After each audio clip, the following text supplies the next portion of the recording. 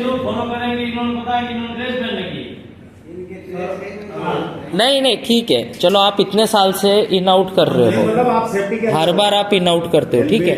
आपका जो लोडिंग इधर इधर इधर, तो जब भी आप इन आउट करते हो तो आपने गेट के अंदर आने से पहले क्या क्या चीज़ों पे ध्यान देना ज़रूरी है, क्या क्या चीज़ें होनी चाहिए, क्या क्या नहीं होनी चाहिए। पहले तो सेफ्टी, हमारी सेफ्टी के बारे में टोटल करें। ठीक है, आपका क्या क्या सेफ्टी में आएगा चीज़ें, मुझे सेफ्टी तो हो जाती है, सेफ्टी बोलना इजी है। अभी क्या होता है कि भैया जैसे आरटीओ का है ना आपका,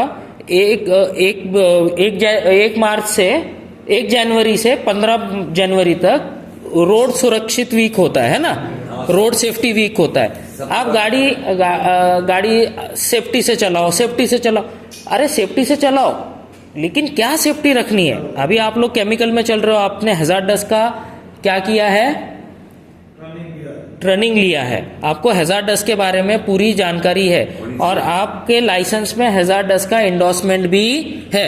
तो आपको मालूम होना चाहिए कि भाई जब मैं गाड़ी गेट पे ला रहा हूँ, मैंने जब इन करनी है कंपनी के अंदर लोडिंग के लिए, तो मैंने क्या क्या चीज़ों का ध्यान देना है, गाड़ी में क्या क्या होना चाहिए, मैंने क्या क्या करना चाहिए, वो बताइए। सर पहले हम गाड़ी लेते आते हैं, बाहर गाड़ी की रखरखाव देखते हैं, फिर सेफ्टी बूट पहनते हैं, ड्रेस पहनते हैं, हेलमेट लगाते हैं और हमारा दस्तावेज रहता है, जैसे आपका गया मॉक्स हुआ, फिर हम गाड़ी अंदर लेके चेक करवाते हैं। चेक करवाने के बाद में हम लिमिटेड स्पीड में गाड़ी चलाते हैं, 10 या 8 की स्पीड, और फिर बाद में हम पीछे ऑपरेटर के अनुसार पीछे रोकते हैं, फिर गाड़ी जहाँ लगानी हो वहाँ लगाते हैं।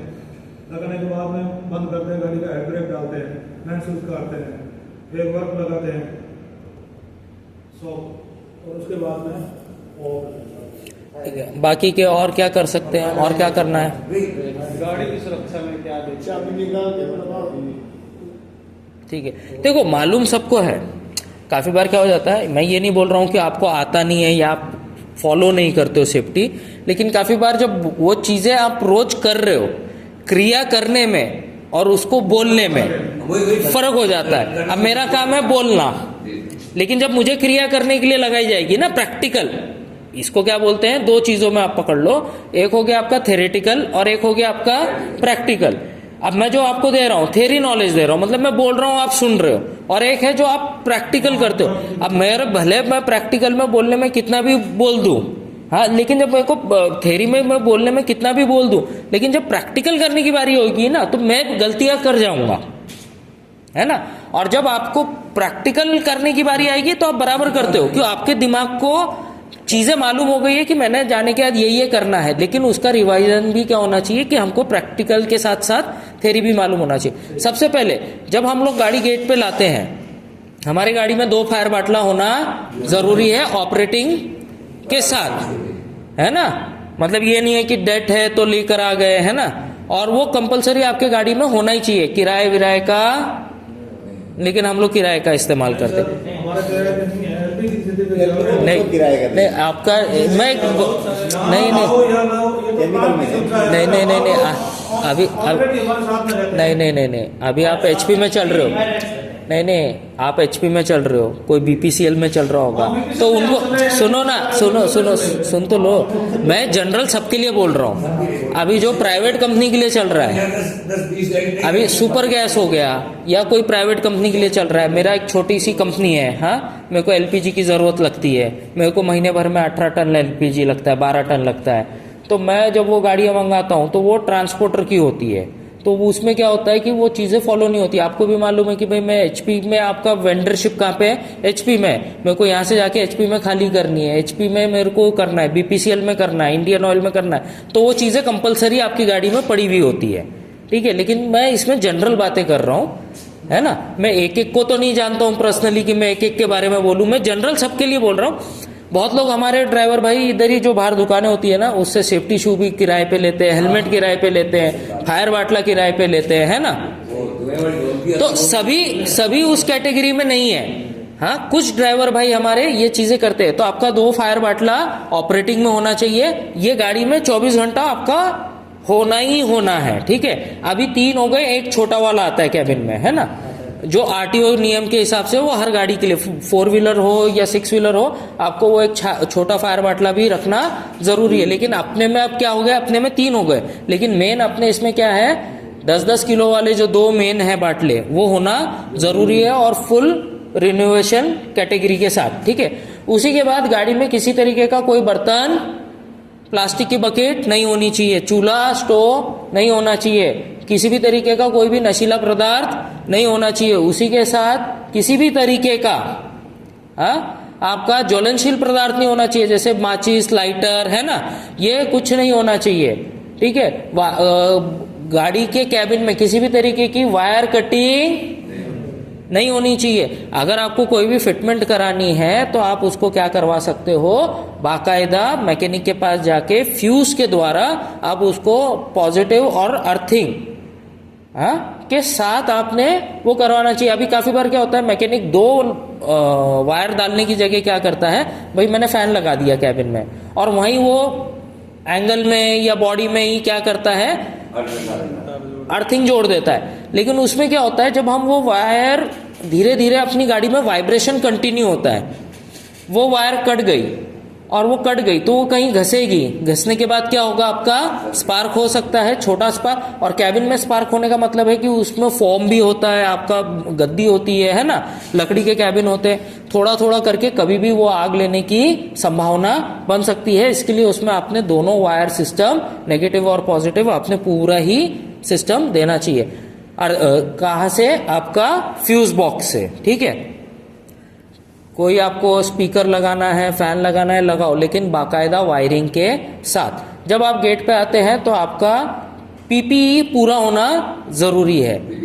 पीपी किट में आपका हेलमेट हो गया, आपका सेफ्टी शू हो गया, आपका डांगरी हो गया, आपका ग्लव्स हो गया, आपका गॉगल हो गया, ये आपको होना कंपलसरी है। जैसे आप गाड़ी गेट पे लेकर आते हैं, उसी के साथ आपने मोबाइल और आपका हेडफोन और स्मार्ट वॉच, अभी स्मार्ट वॉच चल रही है, इसके लिए अब आप इस्तेमाल करो ना करो, अपने बहुत सारे ड्राइवर भाई इस्तेमाल करते हैं, हेडफोन भी इस्तेमाल करते हैं। ये आपने कोई भी ब्लूटूथ या वाईफाई कनेक्टिविटी वाला डिवाइस गेट के अंदर लाना,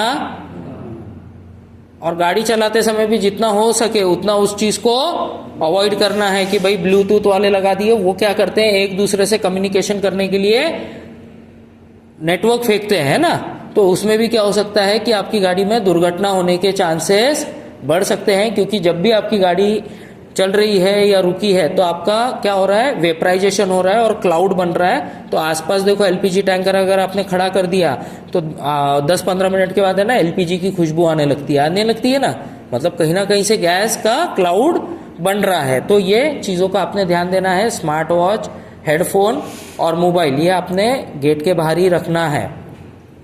गेट के अंदर आते समय अपनी पूरी गाड़ी चेक करानी है। BS4 के बाद के ही सारे मॉडल है अभी। अगर किसी का BS4 के पहले का मॉडल होगा तो उसको साइलेंसर बॉक्स में ढोलकी लगाना अनिवार्य है, ठीक है। अगर BS4 के बाद की गाड़ियां हैं तो उनको ढोलकी कंपलसरी नहीं है, ठीक है। जैसे आप गाड़ी गेट पे चेक कराते हैं, गाड़ी का काटा करवाना है और जो गैंट्री में हमको बोला गया है वो गैंट्री तक जाना है। और प्लांट के अंदर गाड़ी चलाते समय आपका स्पीड लिमिट होना चाहिए 5 का, ठीक है। अब ये 5 का क्यों होना चाहिए भैया स्पीड लिमिट? भाई प्लांट में किसी को हम ठोक देंगे क्या?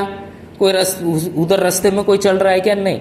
जब आप मौसम बढ़ाने के लिए, पावर बढ़ाने के लिए जब एक्सीलेटर देते हो तो गाड़ी में से धुआं प्रेशर से निकलता है, उसके साथ स्पार्क निकलने के चांसेस है। इसके लिए आपको फर्स्ट गियर में ही, आइडल स्पीड में ही आपने क्या करना है, प्लांट के अंदर इन करना है। जैसे ही आप गैंट्री में गाड़ी पार्क करते हैं, जैसे ही आपने गैंट्री में गाड़ी लगाई, गैंट्री में गाड़ी लगाने के बाद सब में पहला काम है आपका स्विच बंद करना, चाबी निकाल लेना, हैंड ब्रेक छोड़ना, मेन स्विच बंद करना। मेन स्विच बंद करने के बाद नीचे उतरना, नीचे उतरने के बाद गाड़ी में ओट लगाना, है ना। ओट लगाने के बाद ओट लगाने के बाद फायर बाटला रखना, है ना। फायर बाटला रखने के बाद आपने क्या काम करना है, गाड़ी को फिलिंग करना स्टार्ट करना है। अभी आप सब लोग एलपीजी वाले, इसलिए मैं दूसरा पॉइंट नहीं लूंगा।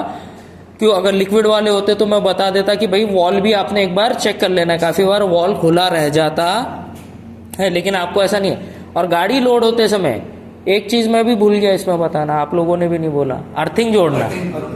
है ना। ये फायर बाटला रखने के बाद अर्थिंग जोड़ना है। अर्थिंग जोड़ने के बाद आपने क्या करना है अपने चेम्बर के साथ। अभी गाड़ी यहाँ आप लोग भरते हो या आपको हेल्पर मिलता है?